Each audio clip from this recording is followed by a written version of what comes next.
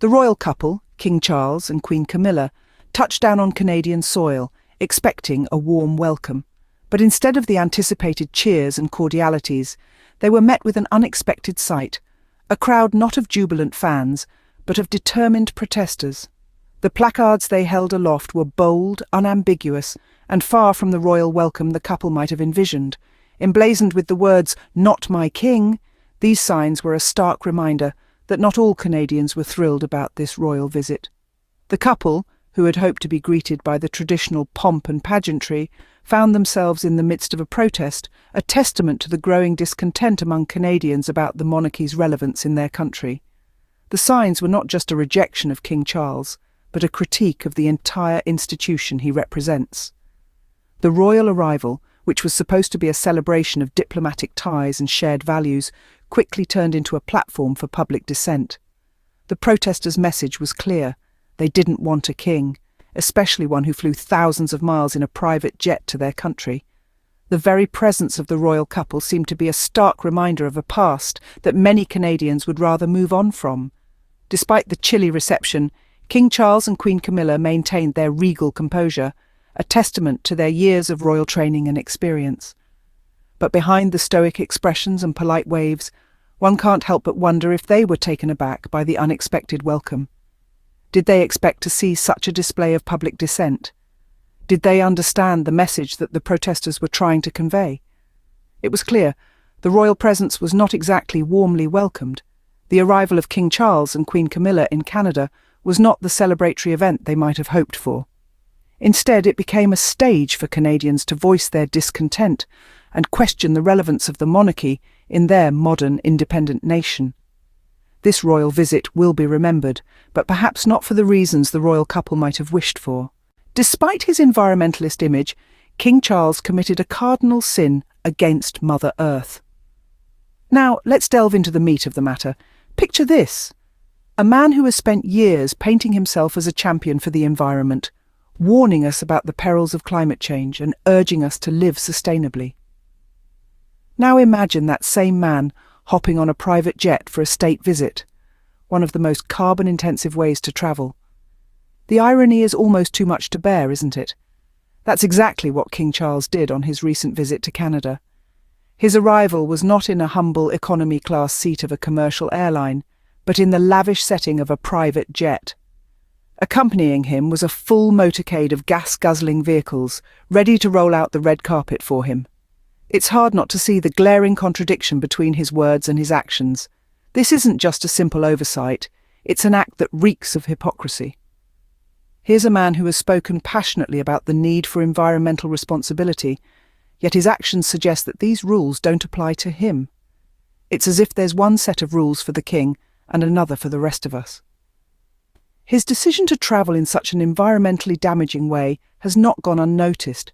In fact, it's sparked a wave of criticism and has led some to question his authenticity as an environmentalist. After all, if he truly believed in the cause he so frequently champions, wouldn't he lead by example? The protesters who gathered to voice their discontent didn't mince their words. Signs reading "climate fraud" were as visible as the royal couple themselves. The message was clear: the king's climate hypocrisy was not only disappointing, but also unacceptable. The theatrical irony of the situation was not lost on the Canadian public. They saw through the facade, and their disappointment was palpable. This wasn't the act of a true environmentalist, but a stark display of royal privilege and climate hypocrisy.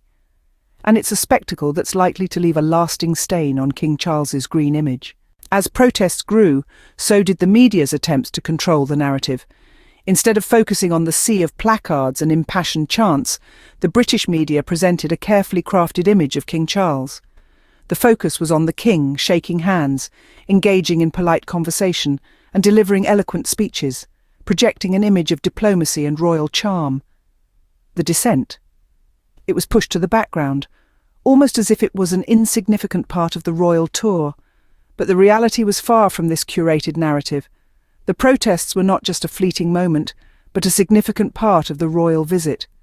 The signs were bold and unapologetic, the voices loud and clear.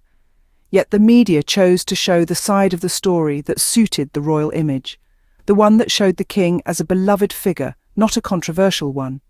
And here's where the double standard becomes glaringly evident.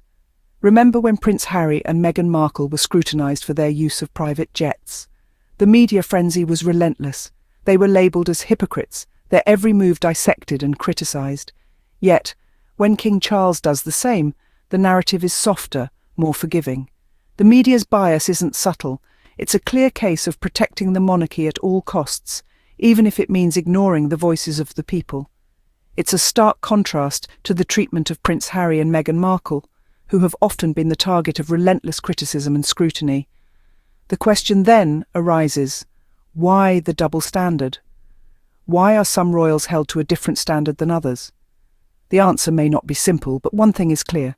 The media's role in shaping public perception cannot be underestimated, and in this case, their attempts to downplay the protests and present a rosy image of the royal tour did not go unnoticed. The public saw through the PR spin and they were not impressed. The double standard was hard to ignore. Amidst the controversy, Queen Camilla chose to remain silent. An interesting stance, especially considering the magnitude of the uproar. As the protests swelled in numbers and the media buzzed with criticism, the Queen maintained a remarkably low profile throughout the state visit. Camilla, known for her philanthropy and charm, opted for a different approach. Instead of engaging in the discourse, she kept a step back, likely in an attempt to avoid becoming another focal point of the controversy. But was this a strategic move or a mere retreat? Her silence was not due to a lack of opportunity. At each event she stood by King Charles's side, sharing the spotlight. Yet she chose not to address the protesters, not to defend their environmental practices, and not to justify their royal visit. A choice that was, in itself, a statement. But let's not mistake silence for indifference. Queen Camilla's muted presence was as much a part of the unfolding drama as the king's speeches and the protesters' cries. Her silence echoed in the media coverage, filled the gaps between the protesters' chants, and raised questions about her own stance on the issues at hand. Sure, she may not have been the one flying the private jet or delivering the speeches, but as Queen, she shares the royal responsibility. Her silence in many ways was as loud as the king's words, as potent as the protesters' signs. In the end, her decision to remain silent did not shield the state visit from criticism. If anything, it may have added fuel to the fire. The protesters weren't just challenging the king's actions, but the monarchy's relevance. And in that context, a silent queen only underscored the disconnect between the royal family and the public they claim to serve. In the face of growing public dissent, Queen Camilla's silence spoke volumes. For some, her silence was a sign of dignity, for others a lack of accountability. Whichever way you interpret her silence, one thing is clear. Her quiet presence did not dampen the growing public dissent. In Canada, the crown is not as secure as it once appeared. The royal visit has brought to light a growing public dissent against the monarchy. The protests are a clear sign that the Canadian public is not impressed with royal PR stunts, nor are they willing to accept the blatant climate hypocrisy that the royal family embodies. The criticisms are loud and clear. The public is calling out the inconsistencies of King Charles's environmentalist claims, juxtaposed with a lifestyle that is anything but sustainable. Arriving in a private jet and cruising around in gas-guzzling motorcades, all while preaching about environmental responsibility, has not gone unnoticed. It's not just about the carbon footprint. It's about the hypocrisy, the breach of the values the king himself claims to uphold. But the criticisms go deeper than just the king's environmental policies. The very relevance of the monarchy in modern-day Canada is being questioned. Why should a foreign monarch hold symbolic power in a sovereign country? Why should Canadians be expected to cheer for a king who represents a colonial past rather than a progressive future? The public's dissatisfaction with the royal presence was evident in the protests that greeted the royal couple throughout their visit. The signs reading "Not My King" and "Climate Fraud" were a stark contrast to the polished images of Charles shaking hands and giving speeches. The public is not buying into the carefully crafted royal narrative. They're demanding accountability, transparency, and a break from outdated traditions. While the royal family may be trying to preserve their image, the public is making it clear. They're no longer buying what the monarchy is selling. The crown, it seems, is slipping. The question now is, how will the monarchy respond? Will they listen to the public's cries for change, Or will they continue to cling to their crowns, oblivious to the shifting sands beneath their feet?